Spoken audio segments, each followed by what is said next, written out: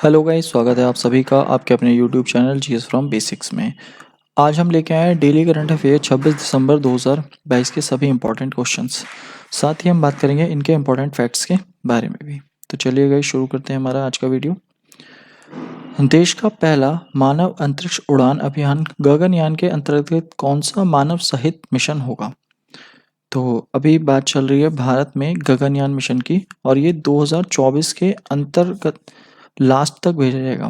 तो 2024 के अंत तक भेजा जाएगा और इसे भारतीय स्पेस एजेंसी इसरो द्वारा भेजा जाएगा। अब इसके लिए अलग अलग मिशन चले जाएंगे। इसके 3 चरण हैं और 3 चरण हमारे H1, G1 और G2 हैं। अब G1 और G2 अगर देखा जाए तो ये मानव रहित मिशन है। तो ये दोनों ही मिशन मानव रहित हैं और ह्यूमन जो मानव भेजा जाएगा तो वो भेजा जाएगा H1 के थ्रू, यानी इसका आंसर है ऑप्शन ए। तो H1 हमारा पहला मानव युक्त मिशन होगा जिसमें महिला भी भेजी जाएगी और ये 2024 के अंत तक इसरो द्वारा भेजा जाएगा। अब सबसे इम्पोर्टेंट बात इसमें यह है कि अगर देखा जाए तो इसे GSLV Mark 3 द्वारा भेजा जाएगा। तो ये सभी बातें आपको याद रखनी है कि कौन भेजेगा, कब भेजेगा, किसके द्वारा भेजेगा और इसके कितने चरण हैं। तो 3 चरण हैं, ये सभी आपको याद रखना है। नेक्स्ट है हमारा अगला क्वेश्चन। हाल ही में किस राज्य द्वारा उन्नत इनर लाइन परमिट प्रणाली पोर्टल शुरू किया गया है? तो उन्नत इनर लाइन परमिट प्रणाली ये जो शुरू किया गया है ये मणिपुर के द्वारा शुरू किया गया है। तो ऑप्शन डी इसका राइट आंसर है। अब इसका मतलब क्या है उन्नत इनर लाइन परमिट प्रणाली? अब यहाँ पे हमारे 4 राज्य हैं जो नॉर्थ ईस्ट में है, उत्तर पूर्वी राज्य में। एक तो है अरुणाचल प्रदेश, फिर है हमारा नागालैंड, फिर है मणिपुर और है मिजोरम। तो इन चारों राज्यों में ये बाउंड्री लाइन पे है, तो इस कारण यहाँ पर एक लाइन है। तो इस लाइन से अगर आपको इधर जाना है तो आपको एक परमिशन लेनी पड़ेगी। तो उस परमिशन को लेने के लिए उसी के लिए एक पोर्टल शुरू किया गया, उन्नत इनर लाइन परमिट प्रणाली पोर्टल, और ये मणिपुर के द्वारा शुरू किया गया। और मणिपुर के जो मुख्यमंत्री हैं वीरेंद्र सिंह, उन्होंने ही इसकी शुरुआत करी है। अब इसके द्वारा अगर किसी को भी टूरिस्ट को अगर इन राज्यों में घूमने जाना है तो उसे पहले परमिशन लेनी पड़ेगी और यहाँ पर किसी को भी कोई भी संपत्ति खरीदने का अधिकार नहीं है। तो इन 4 राज्यों के लिए है ये उन्नत इनर लाइन परमिट प्रणाली। और मणिपुर की बात आती है तो राष्ट्रीय खेल विश्वविद्यालय भी मणिपुर में ही बन रहा है। और अगर यहाँ का नृत्य की बात करें तो थांगटा यहाँ का नृत्य है। सिरोलिली और शंघाई फेस्टिवल भी मणिपुर के ही हैं। और मणिपुर में उत्तर पूर्वी राज्यों की सबसे बड़ी मीठे पानी की झील लोकटक झील स्थित है, जिसमें विश्व का एकमात्र तैरता उद्यान केबुल लामजाओ भी स्थित है। ये भी आपको याद रखना है। नेक्स्ट है भारत की G20 अध्यक्षता के तहत कितने एंगेजमेंट ग्रुप की स्थापना की जाएगी? तो 2000 अगले साल यानी 2023 में हमारा भारत G20 की अध्यक्षता कर रहा है। तो ये भारत के लिए काफ़ी गर्व की बात है। और इससे पहले अगर हम बात करें जैसे G20 के बारे में, तो G20 में कुल हमारे 19 देश हैं और 19 देशों के साथ साथ यूरोपीय यूनियन भी इसमें शामिल है। और 2022 में जो इसका आयोजन हुआ है तो इसकी मीटिंग का आयोजन जो हुआ था वो हुआ था बाली, इंडोनेशिया। और अब बात चल रही है 2023 की, तो 2023 में हो रहा है भारत में, और भारत में भी जम्मू कश्मीर। और G20 के जो शेरपा हैं, तो शेरपा का नाम भी आपको याद रखना है। तो G20 के शेरपा हैं अमिताभ कांत।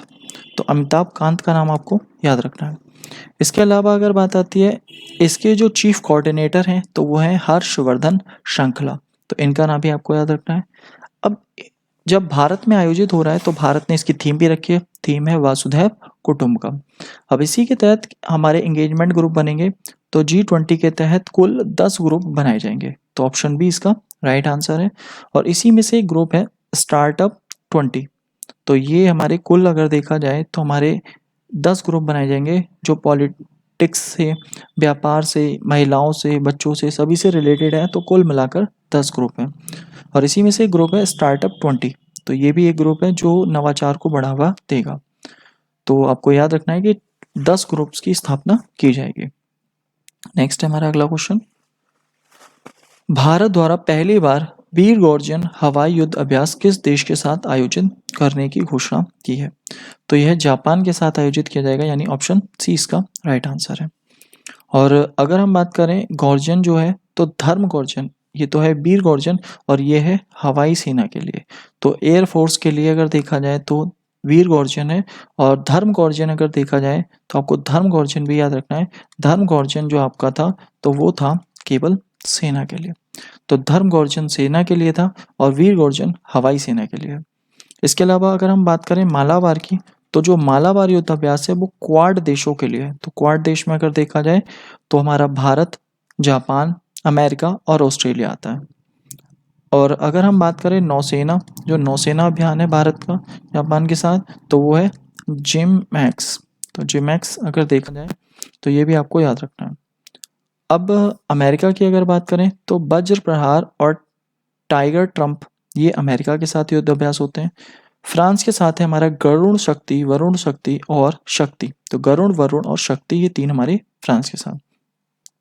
अब जापान के साथ वीर गॉर्जन हो रहा है तो इसमें कोई ना कोई भाग लेगा, और भारत की तरफ से इसमें भाग लेगा सुखोई।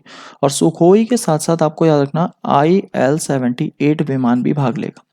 ये हवा में ईंधन भरने वाला एक विमान है और ये भी इस युद्धाभ्यास में भाग लेगा। तो ये आपको याद रखना है। नेक्स्ट है हमारा अगला क्वेश्चन। हाल ही में नई दिल्ली में किस मंत्रालय द्वारा अनूठे संगीत कार्यक्रम डांस टू डीकार्बोनाइज का आयोजन किया गया? तो एक अनूठा कार्यक्रम है डांस टू डीकार्बोनाइज, यानी डांस के माध्यम से एक ऊर्जा पैदा करी जाएगी जिसे हम अक्षय ऊर्जा या शुद्ध ऊर्जा या नवीकरणीय ऊर्जा कहेंगे। और इसका प्रयोग जो हमारे चार्जिंग वाले वाहन है उसमें प्रयोग किया जाएगा। और इसी के लिए डांस टू डीकार्बोनाइज का आयोजन किया गया है। और इसका जो आयोजन किया है ये पेट्रोलियम और प्राकृतिक गैस मंत्रालय द्वारा किया गया है। तो यानी ऑप्शन बी इसका राइट आंसर है। और ऐसा इसलिए किया जा रहा है क्योंकि भारत ने टारगेट लिया है 2070 तक कि 2070 तक जो कार्बन उत्सर्जन है बिल्कुल जीरो, तो शून्य कार्बन उत्सर्जन की बात कही है, 2070 तक का टारगेट है। तो उसी के चलते डांस टू डीकार्बोनाइज का आयोजन किया गया और ये नई दिल्ली में पेट्रोलियम और प्राकृतिक गैस मंत्रालय द्वारा आयोजित किया गया। नेक्स्ट है हमारा अगला क्वेश्चन। हाल ही में किस राज्य द्वारा ओरुनोई .2 योजना प्रारंभ की गई है? तो ओरुनी .2, इससे पहले ये चल रही थी फर्स्ट। तो फर्स्ट योजना 2020 में शुरू की गई थी और अब सेकंड की बात आई है तो ये 2022 में शुरू की गई है। और ओरुनोई ये अगर देखें तो ये असम राज्य में शुरू की गई है, यानी ऑप्शन सी इसका राइट आंसर है। और इस योजना को जो शुरू किया है यहाँ के मुख्यमंत्री हेमंत बिश्वा शर्मा द्वारा शुरू किया गया है। और इस योजना के अंतर्गत महिलाओं को 1250 रुपये प्रति मंथ मिलेंगे और जो ट्रांसजेंडर विकलांग है उन्हें भी इसमें वित्तीय सहायता प्रदान की जाएगी। तो ये इसकी पहले फर्स्ट योजना आई थी और अब ये आई है हमारी सेकेंड योजना। और असम की बात है तो असम में अगर देखा जाए अभी भारत का नवीनतम राष्ट्रीय उद्यान देहिंग पटकाई बना है, जो कि भारत का नवीनतम राष्ट्रीय उद्यान है। और अगर हम काजीरंगा की बात करें तो ये एक सींग वाले गेंडे के लिए फेमस है। और अगर हम मानस की बात करें तो ये जंगली भैंसी के लिए भी फेमस है। नेक्स्ट है हमारा अगला क्वेश्चन। हाल ही में किस संस्थान को शीर्ष ग्रीन बिल्डिंग पुरस्कार 2022 से सम्मानित किया गया है? तो ये पुरस्कार जो मिला है ये मिला है भारतीय विशिष्ट पहचान प्राधिकरण, यानी ऑप्शन ए। तो UDI जो हमारा आधार कार्ड बनाती है तो ये वही संस्था है, भारतीय विशिष्ट पहचान प्राधिकरण। तो आधार कार्ड, और जो आधार कार्ड थे वो हमारा राइट टू फंडामेंटल उसके खिलाफ थे, तो इसी कारण जो हमारा अधिकार था तो एक केस हुआ था पुट्टा स्वामी केस। तो पुट्टा स्वामी केस हमारा जो आधार कार्ड से हमारा जो स्वतंत्रता का अधिकार, जो राइट टू फ्रीडम था, फंडामेंटल राइट्स, तो उसके लिए पुट्टा स्वामी केस आया था। तो ये आपको याद रखना है। और यही संस्था हमारी भारतीय विशिष्ट पहचान प्राधिकरण, इसे ही ग्रीन बिल्डिंग पुरस्कार 2022 दिया गया है। नेक्स्ट है हमारा अगला क्वेश्चन। 23 दिसंबर को भारत के 5वें प्रधानमंत्री चौधरी चरण सिंह जी का जन्म किस दिवस के रूप में मनाते हैं? तो 23 दिसंबर की अगर बात करी जाए तो 23 दिसंबर को मनाया जाता है राष्ट्रीय किसान दिवस, या इसे हम कहते हैं अन्नदाता दिवस। तो राष्ट्रीय किसान दिवस या अन्नदाता दिवस के रूप में जाना जाता है राष्ट्रीय किसान दिवस या अन्नदाता दिवस 23 दिसंबर को भारत के 5वें प्रधानमंत्री चौधरी चरण सिंह जी के लिए। और अगर हम बात करें राष्ट्रीय सुशासन दिवस तो ये मनाया जाता है 25 दिसंबर को, और इसे सुशासन दिवस और अटल बिहारी वाजपेयी जी की जन्म दिवस पर इसे मनाया जाता है। इसके अलावा अगर हम बात करें राष्ट्रीय उपभोक्ता दिवस तो ये मनाया जाता है 24 दिसंबर को मनाया जाता है। और अगर हम बात करें वीर बाल दिवस तो वीर बाल दिवस अगर देखा जाए तो वीर बाल दिवस मनाया जाता है 26 दिसंबर यानी कि आज ही मनाया जाता है ये दिवस। और अगर हम बात करें कि गणित दिवस, तो गणित दिवस जो मनाया जाता है वो मनाया जाता है 22 दिसंबर। तो ये कुछ इम्पोर्टेंट है। 22 दिसंबर को गणित दिवस है, 23 दिसंबर को राष्ट्रीय किसान दिवस है, ये 23 दिसंबर को हो गया। और फिर 24 को है हमारा राष्ट्रीय उपभोक्ता दिवस, 25 दिसंबर को है राष्ट्रीय सुशासन दिवस और 26 दिसंबर को है वीर बाल दिवस। तो ये सभी आपको याद रखने हैं। नेक्स्ट है हमारा, आईपीएल के इतिहास में सबसे महंगे खिलाड़ी कौन है जिन्हें 18.5 करोड़ रुपए में खरीदा गया है? तो ये खिलाड़ी है सैम कर्नर, यानी ऑप्शन सी इसका राइट आंसर। इससे पहले क्रिस मॉरिस थे जो सबसे महंगे खिलाड़ी थे। और आईपीएल की अगर बात करी जाए तो इस बार जो आईपीएल हुआ था, इस बार आईपीएल में 10 टीमें शामिल की गई थी। एक तो थी उसमें लखनऊ और दूसरी थी गुजरात। तो 2 टीमें, नई टीमें शामिल हुई थी और इसीलिए इस बार 10 टीमें शामिल हुई थी। तो ये बात भी आपको याद रखनी है। नेक्स्ट है हमारा आज का लास्ट क्वेश्चन, तमिलनाडु में इंटरनेशनल बैलून फेस्टिवल का कौन सा संस्करण आयोजित होगा? तो तमिलनाडु में इंटरनेशनल बैलून फेस्टिवल हो रहा है और यहाँ पर इसका 8वां संस्करण आयोजित किया जाएगा, यानी ऑप्शन डी इसका राइट आंसर है। और ब्राज़ील इसमें अपना डायनासोर जैसे बैलून भेजेगा, तो इसी कारण यहाँ पर बैलून फेस्टिवल है और ये तमिलनाडु में आयोजित होगा 8वां संस्करण।